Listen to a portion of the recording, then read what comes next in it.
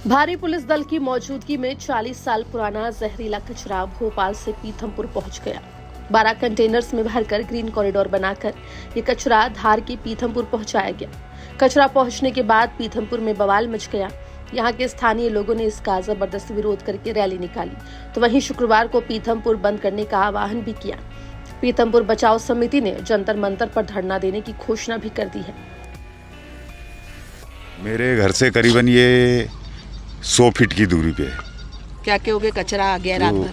ये करीबन 4:30 बजे रात को कचरा आया और हमें तो पता नहीं है, हम तो बाहर गए हुए थे। आए, हमने देखा, लोगों से सुना कि भाई यहाँ ऐसा कचरा जलेगा, भोपाल का जो कचरा है यहाँ पर आ रहा है और वो जलाया जाएगा यहाँ पर। उसके जो बीमारियाँ उत्पन्न होगी, पैरालाइज उत्पन्न होगा, हृदय रोग होगा, चर्म रोग होंगे और ऐसे कई रोग, आदि रोग बताए जा रहे हैं।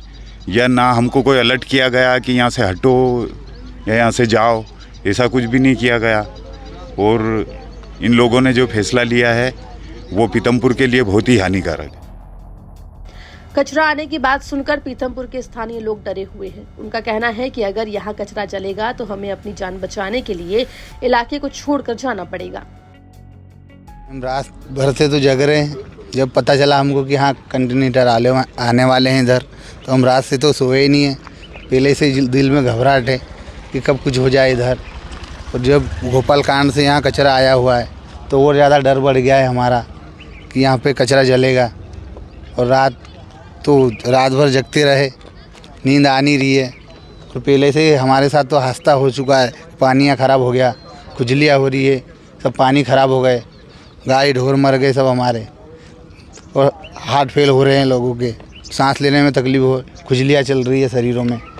तो ये कंपनी ऐसा परेशान कर रही है और आगे चल के हमें और परेशान करेगी। अब ये जलेगा कचरा तो जान पे भी आ सकती है हमारी। इसीलिए जब तक अब रह रहे हैं, पता चलेगा कि 3 तारीख को जलेगा, तो इससे ज़्यादा हमें यहाँ से छोड़ के जाना पड़ेगा। और क्या करेंगे? अब भोपाल यूनियन कार्बाइड के जहरीले कचरे को पीथमपुर में जलाए जाने के विरोध में इंदौर महापौर का समर्थन मिल गया है। उन्होंने कहा कि इस मामले में अब अदालत से पुनर्विचार की अपील करेंगे।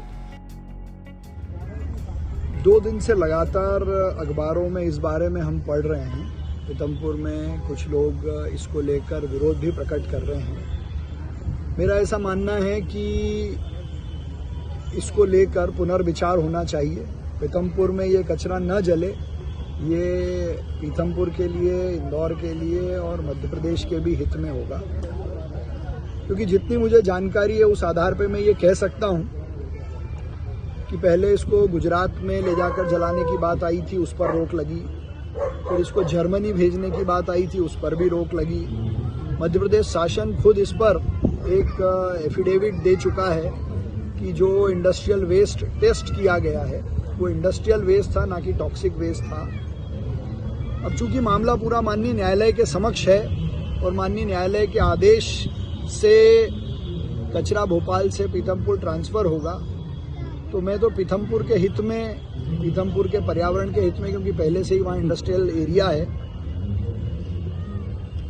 तो ये चीफ सेक्रेटरी से और प्रिंसिपल सेक्रेटरी जो भोपाल गैस ट्रेजेडी विभाग के हैं उन सब से आग्रह करूंगा कि इस पर एक रिव्यू लगाया जाए और कचरा जलाने के बाद जो पर्यावरण पे प्रभाव पड़ा है उसकी स्टडी के आधार पर पुनः इस पर कोई निर्णय माननीय न्यायालय से लिया जाए। दरअसल हाई कोर्ट में गैस ट्रेजेडी के 40 साल बाद भी अधिकारी निष्क्रियता की स्थिति को देखते हुए 3 दिसंबर को सुप्रीम कोर्ट के निर्देशों के बावजूद यूनियन कार्बाइड साइट को खाली नहीं कराने के लिए अधिकारियों को फटकार लगाई गई थी और कचरे को ट्रांसफर करने के लिए 4 हफ्ते की समय सीमा तय की गई थी। हाई कोर्ट ने सरकार को उसके निर्देश का पालन नहीं करने पर अवमानना कार्रवाई की चेतावनी भी दी थी। वहीं 3 तारीख को सरकार को कचरे का निष्पादन शपथ पत्र कोर्ट में पेश करना है। आपको बता दें कि 2-3 दिसंबर 1984 की दरमियानी रात को यूनियन कार्बाइड कारखाने से अत्यधिक जहरीली मिथाइल आइसोसाइनाइड गैस का रिसाव हुआ था, जिससे कम से कम 5,479 लोगों की मौत हो गई थी और हजारों लोग गंभीर बीमारी से ग्रस्त हो गए थे।